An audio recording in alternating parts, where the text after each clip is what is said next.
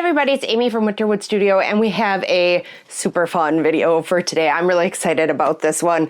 So today we're going to go into all the things mixed media sketchbooking. We're going to talk about supplies, we're going to talk about how to layer, what to use for the different layers. I'm going to show you all my favorite supplies, my favorite paints and drawing items and pastels and everything, and my favorite fixatives for your sketchbook so nothing smears, and then we will actually do some sketchbooking.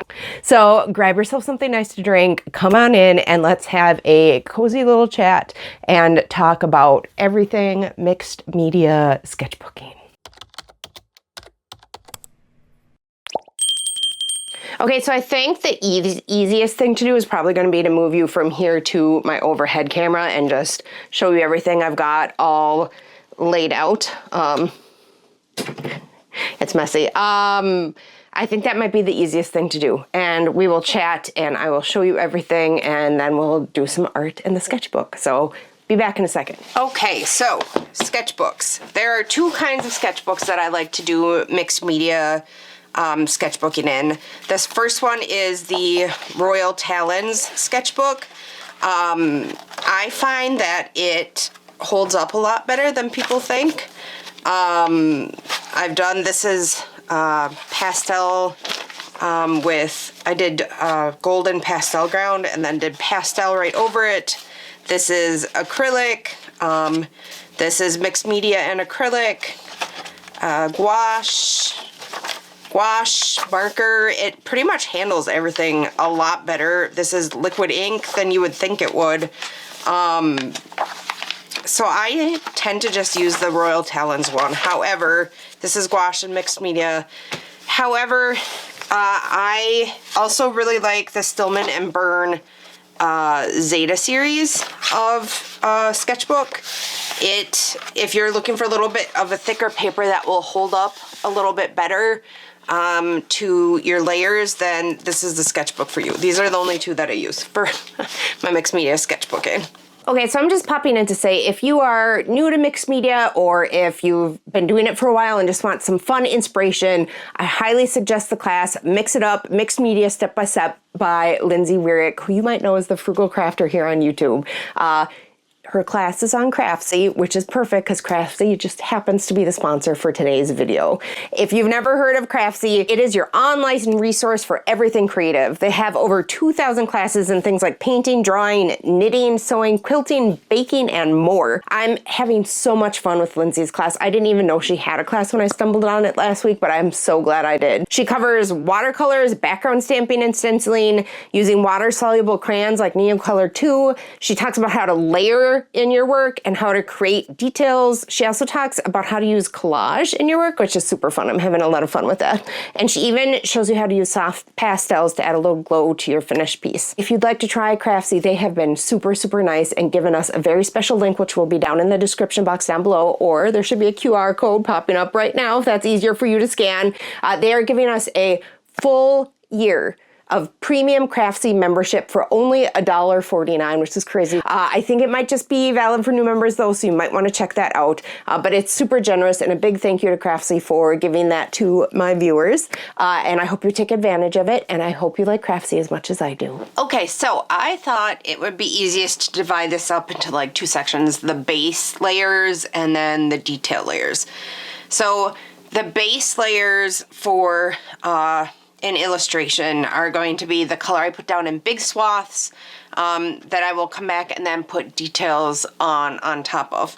And for the base layers, I almost always use either gouache, watercolor, or acrylic, either in the form of markers or full-on acrylic paints. These are the supplies that I would most likely to be using in a sketchbook. So not necessarily finished art or art that I mean to sell, but in a sketchbook. So since I have these, we're going to start with these first. If I'm going to use acrylic, I will often use acrylic markers, and I only use 2 brands. I only ever use either Posca or Arrtx. And if you've been around my channel for a while, you've seen me do many videos with the Arrtx markers. They sent me these to try out. I'm not sponsored by them. It was just to try them out. This is their new 90 set, and I figured this would be a great time to try them out. So let's open these quick. As far as I know, I don't think either of these brands of markers are light fast rated or that the pigment info is available. If I'm wrong, somebody correct me down in the comments. Generally the Poscas say that they are light fast, but they, like I said, they don't give you the pigment info or a rating, so I probably wouldn't use them in a finished artwork unless I light fast tested them myself. In general, ooh, look at all those markers. In general, I don't have a lot of good luck with acrylic markers. The only 2 brands that I actually enjoy using are Posca and Arrtx. I've tried a bunch of other brands like Liquitex, and the markers are finicky. They can be too watery, they can be soupy, they can be clumpy, they dry up fast. I have not tried the Molotov, so I can't say about those, but all the other brands that I've tried, I do not enjoy. The nice thing about both the Poscas and the Arrtx, well, the Poscas you have to pump to get them going, but then once they're going, they're just like any other marker. The Arrtx markers, you don't have to do that. They have a nice brush tip too, which I also enjoy. They're a lovely marker. I take them out sketching a lot. At the end of this video, you'll see me do an illustration in my sketchbook using both of these as the base layer for that illustration. Since I haven't tried their 90 set yet, I will probably, after that, do a little swatching and give you my thoughts on these, but I'm sure that I will love them as much as this other set that I already have and have used and used and used. I think for this one they gave me maybe a 40 set and a 28 set maybe. I don't know. So there's definitely probably colors here that I don't have in that other set. It comes with a nice plastic divider in here, like a hard, firm plastic too, which is really nice. And even though it kind of looks like they're not in order, they are. They go like this. Let's just swatch one of these. Ooh, they're nice. Look at all these flesh colors. I didn't have those, so those will be really nice. I can't wait to use these. These are great for illustration. I really enjoy these. I wish they had them so you could just replace a single marker instead of buying the whole new set, because I would maybe switch from Poscas. I like the brush tips on these a lot. Okay, so moving on to the next thing. Okay, so when I do use acrylics in my sketchbook, I tend to use the Liquitex Basics. They're very inexpensive. They're fairly pigmented. I don't feel like I have to be precious with them because they're inexpensive and I can just have fun with them. You can use, a lot of people don't realize it, but you can use acrylics on paper like you would a watercolor. So like you can do washes and all sorts of, you can use it basically like a watercolor in a sketchbook, which is fun. Or you can use it thicker like in the boat painting that I showed you when I was showing you the sketchbooks. I do have a lot of acrylic gouache. I tend not to use it in my sketchbooks.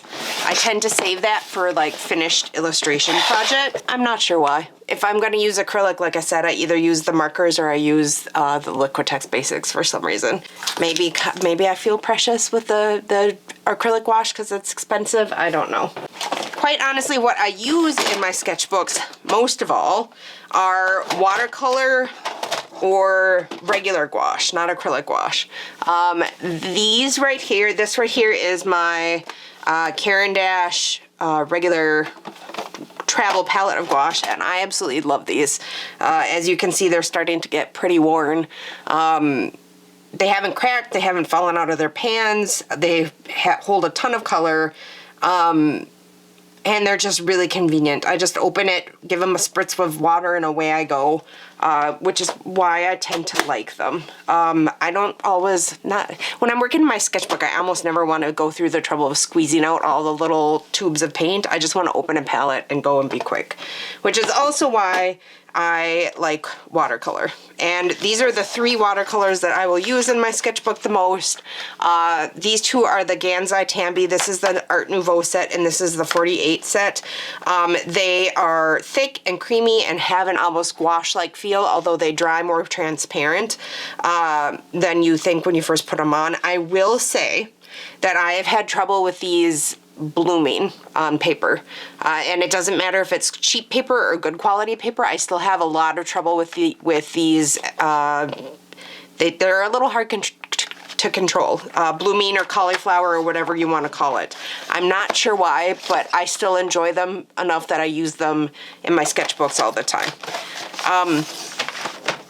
Mainly, I use my Daniel Smith palette, which, you know, you would think since I'm careful with other supplies, I'd be careful with my Daniel Smith watercolors because they're expensive, and yet I don't. For some reason, I just use them, and it doesn't make me feel bad to use them. I do also, this is not the one that I use the most, but this is a Paul Rubens set. I tend to use their floral set more, that they, not sponsored, but they just sent them to me to try. These are light fast rated, and the pigments are listed. I don't have trouble with blooming or cauliflowering with them, and I will use these instead of my Daniel Smith sometimes too. Okay, so those are all the base layers, and we talked about sketchbooks. Now we're going to talk about what I use for details and stuff for on top. Okay, so this right here is what I tend to use for the detail layers. I think after this I'm going to do an honorable mention because there's a few other supplies I use, but not as often, but that I would still like to mention. So we'll go through these first. So probably the thing that I use the most for top layers are color pencils. These are my Caran d'Ache pencils. They're pricey. They are light fast rated, and you can find out pigment info for them. I also will use the Polychromos and the Prismacolor, although if you have the big Prismacolor set, the 150 set, a bunch of those are not light fast. So I went through, and it took me like 3 days, and sorted them all out so that I was only working with the light fast ones, and there's not a huge range of colors with those, which is why I eventually moved over to Caran d'Ache and Polychromos instead of the Prismacolor. I love Prismacolor. They're very waxy and creamy and beautiful, and they can lay down really bright color, but they don't last, which I guess doesn't really matter in sketchbooking, but I was using them for actual like art and stuff that I was selling, so that's why I did that. The other thing that I've really gotten into recently for details are the Faber-Castell watercolor pencils, and then this is a handful more of colors that I picked out because they, you can see there's not a lot of muted colors in this. This is the set of 36 maybe. That I got for Christmas, and then I've added on some. They're really fun to use, and I like that if I put it on too thick, I can knock it back a little with water since it is water soluble. I tend to use something that's water soluble for like the middle layers. So before I reach for actual colored pencils, I will often do water soluble watercolor pencils, or I will use my Neocolor 2s, which I don't really use as much as I thought I would. I should try to use them more, but in general I seem to prefer the watercolor pencils to the Neocolor 2s. But I'm not laying down huge swaths of color either with them. If I was doing that, I would maybe use these more. I tend to save it more for, like I said, for the details, and if I'm laying down big swaths of color, I use the base materials for that. Something else that I really enjoy doing is using the Stabilo Carbothello pastel pencils for top layers. They will layer over, you wouldn't think it, but here, maybe I can do a little demonstration. They layer really well over everything. So if you have a Neocolor too, and you have it on your paper like this, you can then take a Stabilo Carbon Thello and it will layer over it. Is it as bright as the surrounding stuff? Maybe not as quite, but if you know, it's, especially if you haven't wetted them, it's really hard to get anything to layer over the Neocolor 2s. So I will often do pastel pencil for the very, very last details. I also will like to do some oil pastel for details. And again, you can go over this with the pastel pencils. They're, you know, pastel, chalky, soft pastels. I like oil pastels. I don't want to use my Sennelier or my Mungio oil pastels in my sketchbook, generally because they are so expensive, especially the Sennelier. I do have these Pentel. They stink.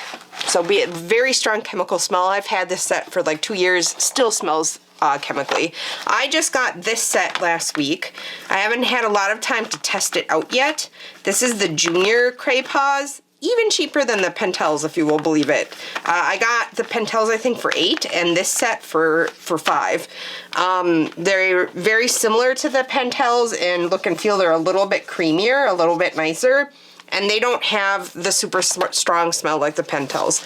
I'm gonna have a video coming soon where I do more with these when I have time to test them out. But from what I've done so far, I really am enjoying these, and I would recommend them over the Pentels. And then I just have a very small, I like to get more of these, but I have a small amount of the Caran d'Ache Neopastels, which are light fast rated. You have the pigment info available, and even creamier than the Craypaws, obviously. However, pastel pencil doesn't layer over it quite as nice, and like I said, they're very expensive. I do use these in my sketchbook, but I don't know why, because that's weird. Because they're really expensive, and you can see I only have a few because of how expensive they are. So keep that in mind. They are really pretty though. And then I have a handful of Neocolor ones. These are not water soluble. They're basically like fancy crayons. They're really nice. They're a little less smudgy, a lot less smudgy than the Neocolor 2s. So I will often save that for final details as well. You can see that smudges with my finger. But these do not really. I, again, only have a couple colors. I'd like to get more of these. I think I would actually prefer these to the Neocolor 2s for final details. So now I think we'll move on to the honorable mentions, the stuff that I do use sometimes, but not enough to be included in my core materials. Okay, so these are my honorable mention products. So these are base things that I will use sometimes. So I will sometimes use these two are acrylic inks, and this is a India ink. This one, Dr. P.H. Martin's Bombay India ink, is my favorite. It is waterproof and light fast once it's dried, and it comes in a whole bunch of different colors. I just grabbed a couple off my shelf here to show you. I have right here red, blue, brown, and black, but it comes in a bunch of different colors. This is probably my favorite dip pen ink in the whole world. I use these all the time for my dip pens, and I play with them a little bit on mixed media as well. For base layers, but mostly if I'm going to use these in a mixed media piece, it will be coming back in with a dip pen and one of these inks. I will also use acrylic ink as a base for mixed media work in my sketchbooks as well, and my two favorite brands for that are the Amsterdam acrylic inks and the Liquitex acrylic inks. The Liquitex metallic colors get gloopy and bloppy, and I haven't enjoyed them very much. However, their regular colors are light fast rated, the pigment is available, and they are beautiful and almost like really concentrated watercolors. The same for the Amsterdam acrylic inks. Light fast rated, the info is on the bottle, the pigment info is on there. It's $1 more for the Amsterdam than the Liquitex. They're basically interchangeable. I feel like Amsterdam comes in more different mixed colors than acrylic ink, than the acrylic ink from Liquitex. So Liquitex is mostly like you'll have your, I'm trying to find it. They do have some mixed colors, but like they're your basic mixing colors. So like this is the Thalocene blue green shade. Whereas this Amsterdam is sky blue and this Amsterdam is warm gray, and they're already sort of mixed. So if you want the convenience of having pre-mixed colors, they have more choices in this. I feel like the other reason why I get these, even though they're $1 more than these, is because I have a tendency to knock the Liquitex bottles over. But with the Amsterdam, they hold the same amount. They're both 30 mLs, but this is like short and fat and squat with a big base, and they're a lot harder to tip over. So if you have trouble tipping stuff over, I recommend that brand. I also will sometimes use both water-based markers and alcohol markers as underlayers in my sketchbook. However, whatever paper you're using, you can only do so many layers of the water-based markers before you get some pilling and paper damage. And if you put it on thick enough, it will eventually bleed through. Alcohol markers, you will not get pilling or paper damage. However, they bleed through almost immediately. So you either need like a marker specific, an alcohol marker specific sketchbook for these. And the paper for that tends to be really slick and really smooth, so it's not great for mixed media layering. So for that reason, when I'm working in a sketchbook, I do tend to use the water-based more, even though the paper gets damaged really quick. It's a sketchbook, I don't care. But be aware of both those issues. Also, neither of these, for sure, there are no alcohol markers that are light fast.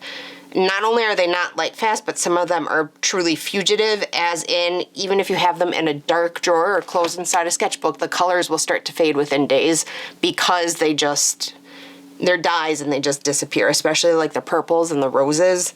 And it doesn't matter if you're using Copic or Ohuhu or whatever, they all have that problem for alcohol markers. The water-based, as far as I know, the only water-based markers that are pigment and not dye and that are light fast rated are the Pantone markers from Royal Talons. However, they are super, super, super expensive. I've got like 3, and I just, I don't know. I don't feel like it's worth it price-wise right now. Maybe if the prices come down.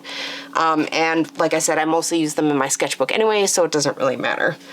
And then for my other honorable mention, I don't know where I would be without these. I always like to have my Uniball Signo white gel pen. These are my favorite gel pens. I've never had a problem with them. I buy them from Blick Art Materials, and they're always juicy and wet, and they go over practically everything. They last forever. They're my favorite white gel pen. And then my favorite fine liners are the Pigma Microns. I get them in, I think it's sepia. I don't think it's just brown. I think it's sepia. Sepia. People are going to tell me I'm saying it wrong. Sepia, sorry. And black. And I have the whole range of sizes, and I use these all the time. I especially like to use these with water-based media like watercolor over because they're not going anywhere. And then my 2 most favorite sketching pencils in the whole world are the Faber-Castell Pitt Graphite Matte in 14B and the Blackwing. The Blackwing is a really special pencil in that you can get a whole range of colors from the lightest to really, really dark from one pencil. And that's why that pencil is special. You probably can't even see the light. I'll try to do so it goes from the very, very lightest, here, let's start here, very, very lightest, to a medium, medium, medium, medium, darker, and then super, super dark. So that's why they're special. You can do like full on like drawing with them with just one pencil without having to take a whole drawing set. And they also have a very, very, very smooth buttery feel against the paper that I have not found in any other pencil. And I'm not sure what makes it feel like that, but it's really nice. The closest dupe, actually it's the green one. If I have one out. I don't think I do have one out. I'll link it down below, but there's two that I found somewhat close to it. They're both from Mitsubishi. This is the Mitsubishi 9850HB, and it's red with an eraser. I'm forgetting the other one, but it has a green barrel and no eraser, and that's closer to the Blackwing for a dupe and much, much cheaper. You can get a range with this, like with the Blackwing, but it's not quite as dark, and it's also shinier than the Blackwing. I have a whole video up comparing these pencils. Maybe I can link it down below if I remember, so you can check it out if you want. And then this is a truly special pencil. This is the Faber-Castell Pitt Graphite Matte, and it's just really, really dark. And it's very, very little shine. It's just super dark. You can get, it almost looks like charcoal. And you can also get fairly light with it. And then a range in the middle, and dark, and then super dark. So it's got even more of a range than the Blackwing, although you can't get super, super light like you can with the Blackwing, but the dark is very dark, and it has some shine, but as you can see, nowhere near as much. And this is a really lovely pencil for doing black and white or grayscale type illustrations. I will often stick this in my purse. This is the Spectrafix Fixative. It's odor-free, non-toxic, all-natural, and you just spritz it on your paper and let it dry. Sometimes it needs a couple coats. You can buy the concentrate and refill it with water, so you don't have to buy a big whole thing every time. This is the larger size. It works pretty good. It won't yellow your pages like hairspray. I know a lot of people use hairspray, but that will eventually yellow your pages. And then if you want to do something a little bit more permanent, these are the two best fixatives I've ever found. They're a little bit more expensive, and they definitely are stinky and probably toxic. I only spray these outside. This is the soft pastel fixative from Sennelier, and this is their oil pastel fixative from Sennelier. I will use this on a page where I use oil pastels. This is for soft pastels, charcoal, smudgy graphite, anything that's kind of powdery. A couple coats of this, and it's that nothing's going anywhere. Like, you can spray this right directly on oil pastels, and then probably 2 or 3 coats, let it dry in between, and it is like it's not an oil pastel anymore at all. It's like a perfectly hardened painting. This was a game changer for me for oil pastels.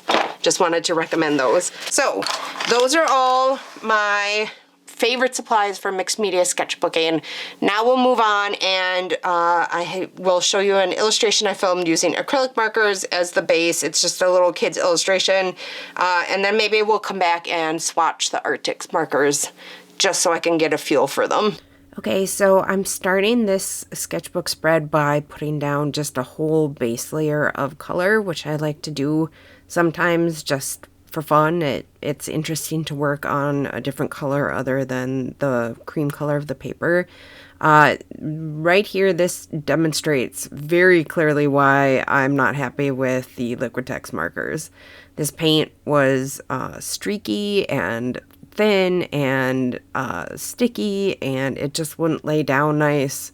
And I have had that problem with every Liquitex acrylic marker I've tried, so I'm not buying anymore. I've tried twice, and even though some you all told me like after the first time that's not a normal experience to have with them, I bought 3 more, and I tried again, and it was the same. So I'm very happy for you if they work for you, but they do not work for me. You can see with the Poscas that I'm laying down here how they don't have those issues, even though the nibs are much smaller. It goes down like all one level of translucency, if that makes sense. And they're just lovely. And here you saw me wet a brush and spread that paint out for a paint effect. And you'll also see me smearing with my finger. I like to do both of those for interesting textures in my mixed media work when I'm using the acrylic markers. I also will do that with the paint as well. I've started using my fingers more. It's very freeing and fun. If you haven't tried like finger painting or like mushing the paint around with your fingers, I highly suggest you try it. Try it because it's very liberating. And it helps you feel like it's play and less like it's work, which has really helped, I feel, with the playfulness of my illustrations. For those of you that don't know, I'm still trying to figure out like what I want to do with my art. I had mainly worked in super realistic stuff, and I've always wanted to write a kid's book and illustrate it, and so I've started working towards that a little bit, and just working on my illustration style. But I still do work really realistically from time to time, especially if I'm using watercolor. So you'll find probably more super realistic type art on my channel than illustration at this point. But there's examples of both if you want to check them out.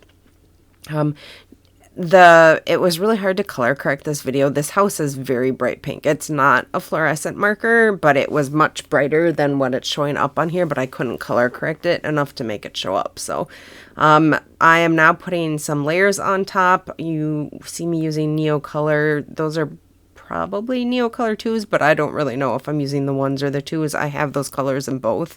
Those are some of my core favorite colors. So I'm not sure. If you're watching this and you'd like me to like make a video of like the specific colors of some of the supplies that I like, let me know down in the comments. Like if you want me to do like my 5 favorite Neocolor colors or my 5 favorite Posca colors, let me know. I could do that. I'm always looking for video ideas. And I'm just about done with this one, so we're going to move on with swatching.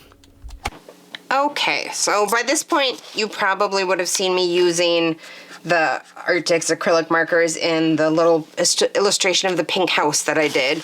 But I did want to just swatch these out as well, just to see for my own benefit what colors are in here. You will notice that they are stored tips pointing down. I found that very important. If you lay them tips pointing up, they dry out really fast and it's ruined. You can't get it going again. Ooh, that's a nice color.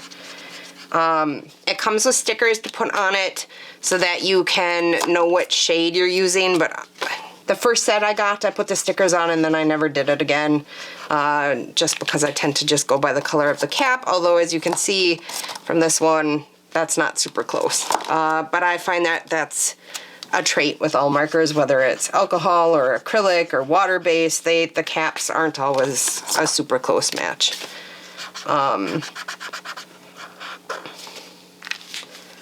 So I'm just going to sit here and have a little enjoyable swatching session. So these markers are just a beautiful range of colors. I feel like all the holes are really filled. The only thing is it would be nice if there were some darker darks, although there are a few really dark ones. But other than that, like, you get the set and that's basically all you need. I really enjoyed using them. I liked swatching them so much that I ended up doing a full-on sketch of a tropical fish on the facing page, mixed media. So that will be on shortly after I finish swatching these. But I really do enjoy these markers. I think I enjoy them more than the Poscas, and they definitely come in a larger range of colors. I wish you could buy them individually to just restock what you use. The barrels are smaller, so they do tend to dry up a little bit faster than Poscas just because there's less paint in them, which is why it would be nice to be able to buy them individually. Who knows, maybe they will come out with them individually someday. Right now, that's the only drawback, but I really do enjoy these markers. Again, not sponsored, they just sent them for me to try. They make a lovely matte base layer for illustrations and mixed media sketching. So, like I said, I enjoyed this so much that I went right into doing I don't know what kind of fish it is. It kind of looks like flounder from The Little Mermaid. yeah. And I'm going to use the Arrtx markers for the base layer, and then I'm going to come in with just a few colors of Caran d'Ache Luminance for shading. If I was smart, I would have looked for my needed eraser a little bit harder here so that the paint didn't mix with the graphite so much, but I didn't. So yeah, I really enjoy these markers. They dry fast. They make a nice, solid, opaque layer. They're not streaky. They're not glumpy. I think out of the whole set, I had one that was maybe starting to be a little bit dried up, which, you know, happens. I've had that happen with Posca. It's not ideal, but it does happen sometimes. But out of 90 markers, having only one that was starting to dry up isn't that big of a deal. I would still highly recommend them, but they're a lot of fun. And because they're matte, things layer really well over them. Sometimes, especially with like the loose, not loose, but like, you know, acrylic paint, especially the ones that dry a little bit shiny, it can be really hard to layer stuff over them, because that slick surface makes it so stuff doesn't stick very well. But I have never had that problem with these Arrtx acrylic markers. They're great.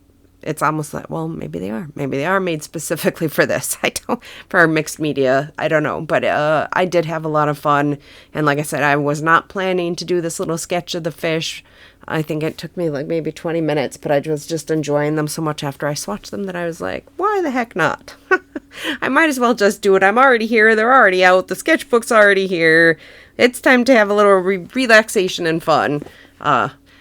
But I've been making too much art and working not enough on videos lately, and now I'm behind on videos. So, oh well, what are you gonna do? I'm gonna be back in real time now. Okay, so I hope you had fun today looking at all the different supplies that I use to do mixed media sketchbooking, and I hope you liked the two little demos.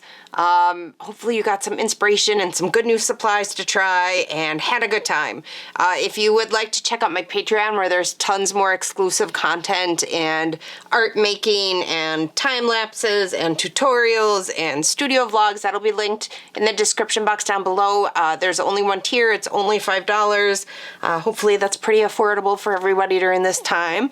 And if you haven't hit the like or subscribe button yet, I would love it if you did. That is a free, no-cost way for you to help support my channel. It tells YouTube that this is quality content, and that helps them decide to show it to more people. I hope you had lots of fun, and until next time, happy creating!